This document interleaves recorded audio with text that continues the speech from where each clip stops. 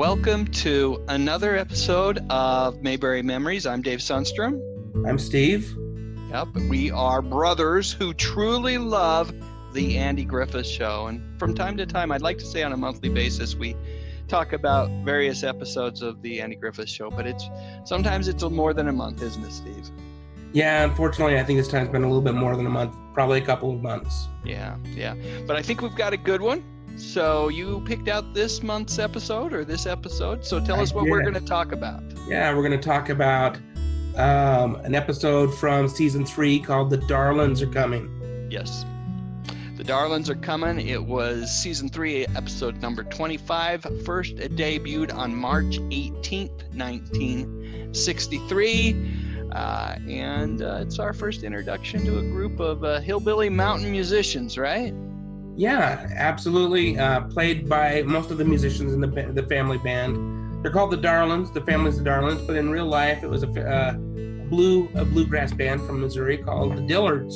Yeah. The Dillards were actually fairly well known on the bluegrass scene. Of course, people don't really, it's not as mainstream as some other genres of music. That's right. So they're very talented, nevertheless, and the music in this episode is, one of my favorite elements of the Andy Griffith Show is the music. Oftentimes, Andy's sitting on his porch playing his guitar, or there's the church choirs. But in this episode, there's a lot of bluegrass, and I love it.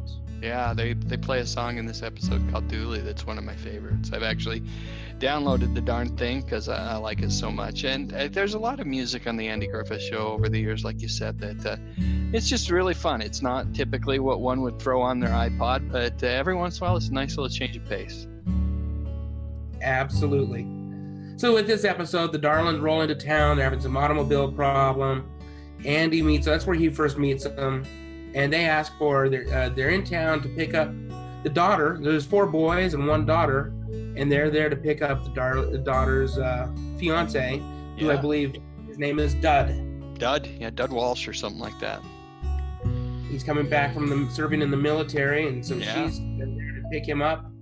And when she first sets her eyes on Andy, she's smitten.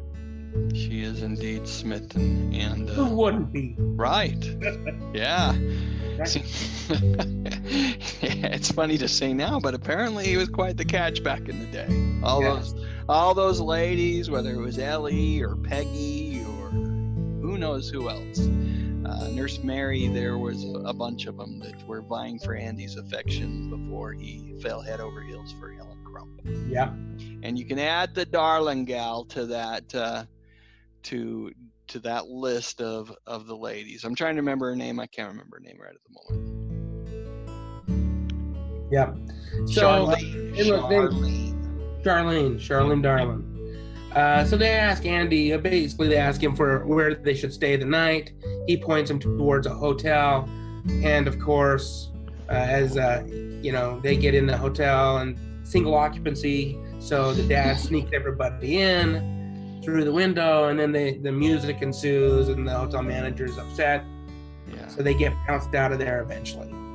Yeah, and end up at I think Otis's place, the courthouse jail, right? Yeah, they end up after being bounced around a couple places, they end up at the courthouse jail, where Andy decides to join them in some music. Yeah, which is, again, the music's just great. Doesn't Aunt B come with Mill too? I mean, it's just like... It does. Well, the second place they're staying before they end up at the jail, I don't even remember what it is, but Andy's sitting out on his porch with Aunt B. And again, another thing I love about the show is just the scenes of out in front of the house on the porch. Andy's almost in a nap-like state, and then the music starts playing. They can hear the music somewhere in town, and Aunt B says, "Do you hear something?" And he says, "It's the Darlings." Yeah. And she says, "The Starlings? It's too early for the Starlings." Yeah, it's just great stuff. So they end up there, and it's really a beginning of a wonderful, I call it a friendship. They seem to always, whenever they came to town, there was a little bit of trouble, but and they didn't seem to, it was that they were just a little bit unaware, let's say, of like how one should behave. Social norms. Yeah, the social norms, and for that reason, Andy would frequently, they'd be clashing kinda, but it was always this friendly clashing, and clearly the Darlins, including good old patriarch Briscoe Darlin, played by Denver Pyle, also known as Jesse Duke, Uncle Jesse. Yes, Uncle Jesse. Anyway, they knew that Andy cared for them and was watching out for them. Yes. Yeah. Of course, in this episode, Denver Pyle's got his eyes on Andy, trying to keep him. He thinks he might try to take his daughter. Yeah, especially, she's promised to Dud. Yes, she is promised. But I think. Go ahead. I was just gonna say, I think he knows that his daughter's a little bit crazy, guy crazy, and so it's not so much suspicion of Andy as it is as much concern for his daughter. Yes. Let's talk a little bit about the Dillards in this show. Yeah. Now, while they're prominent in their music, I don't recall the Dillards actually saying a single line.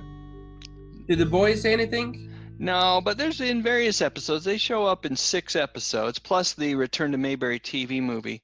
You can tell when they're getting all choked up or all worked up, or it's just, you can see it in their faces. They're very, very expressive not faces.